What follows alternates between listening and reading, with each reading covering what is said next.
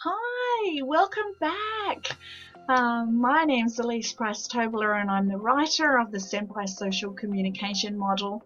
And today I'm going to be talking to you about the SEMPI model, and this is tutorial number 2.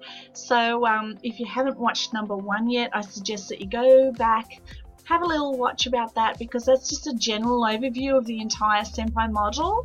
So welcome back if you've seen 1 and you're looking forward to number 2. I'm really happy that you're here, and today we're going to go through and have a look at the different questions. Briefly going to go over the few things from yesterday, and then we're going to jump straight in. So just let me change the picture. Okay, so today I wanted to ask you, how is your SEMPI? So hopefully you'll know actually what I'm talking about when I ask that. And basically, so just running over it quickly, SEMPI, it's a deeper, more real invitation asked by one person to another between ages 3 and adult. So this question's asked from a genuine place of interest for another person, and I'm suggesting that this is a question instead of "Are you okay?" or "Are you alright?" So that's fine in general day-to-day conversation, but if you actually really want to know what's going on with somebody at a deeper, more empathic level, then I'm suggesting that you actually ask the question, how is your SEMPI? So what does that mean? Let's jump over to slide numbers.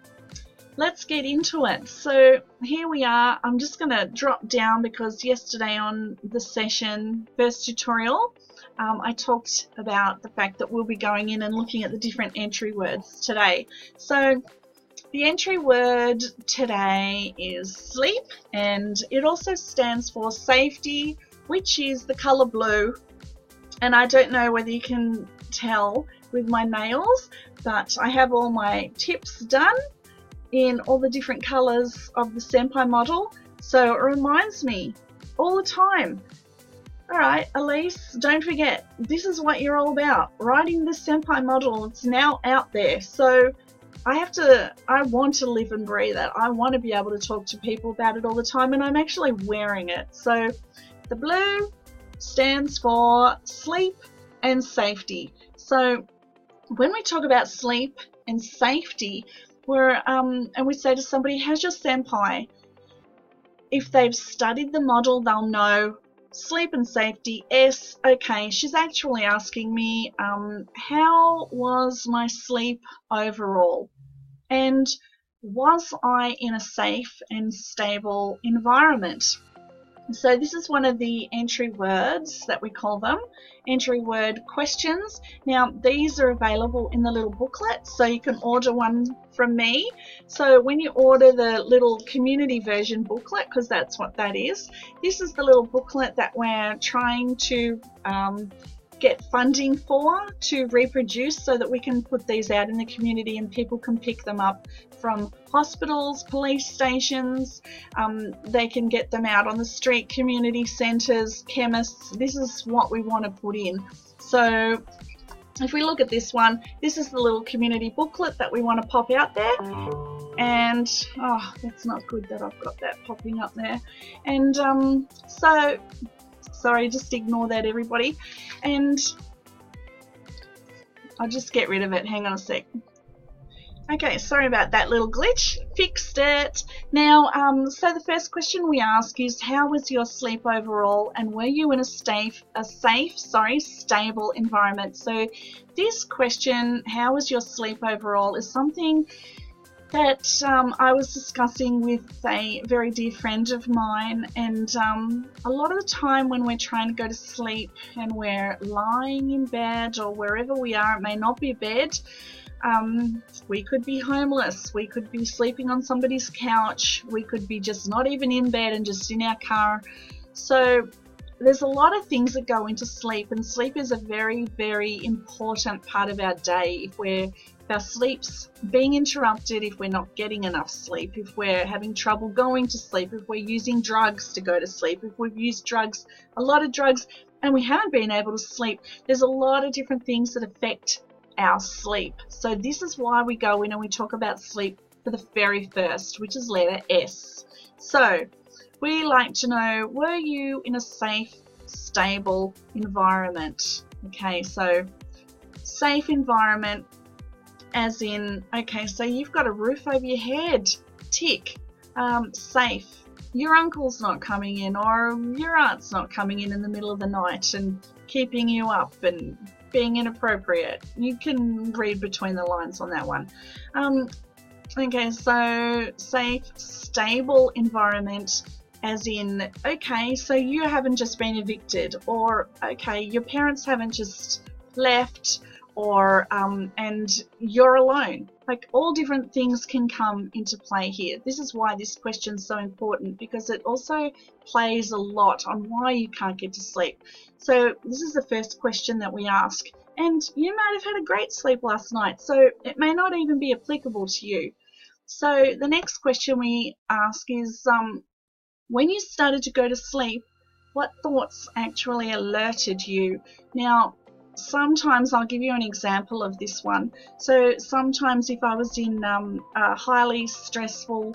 something highly stressful had happened that day at work in my previous job, or I had a lot of clients to look after, you know, there's different things that could go on during the day, and some of them used to keep me awake at night, and I'd be worried about how to deal with that the next day. So that would be an example of what thoughts alerted me at that point of going to sleep. So that would be something that I would talk about at this point. Was there a thought that stood out, or more than one? Okay, so sometimes we can actually pinpoint which thought it was. So, for example, one of the thoughts that I might have had back then was the thought that maybe if my boss had just randomly rung me and said, "Hey, Elise, I want you to come into work tomorrow and we're going to have a meeting," but then didn't actually tell me what it was about. That may alert me, my anxiety may flare up, and that could be the thought that I want to talk about at that time, so that I can run across a few things, tick a few boxes, speak to somebody else, which in this case would be the listener.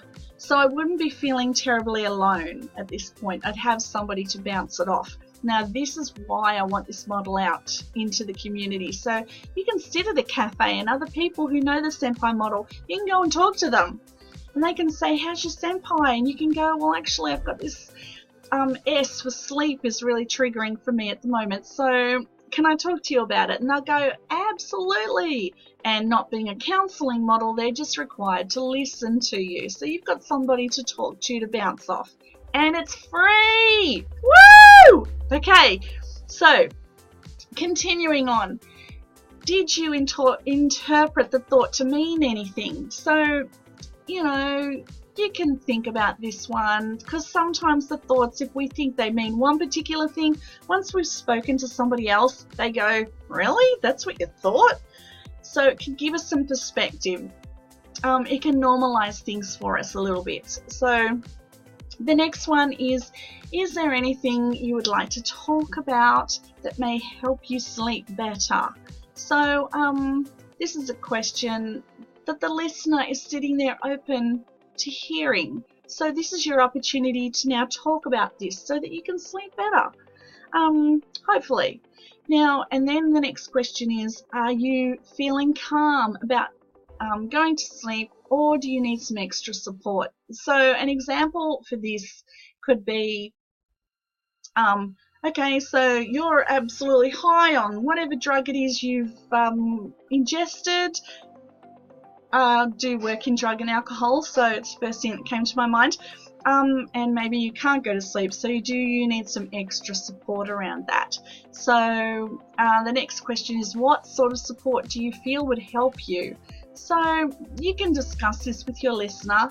And then the next one is, do you need extra talking time? So that's an offer from the listener to actually sit with you, spend a little bit more time with you and talk to you. And then, of course, the last question is, do you need a referral service? Because this is not a counselling model. So on the very, very back of here, This is the Australian version.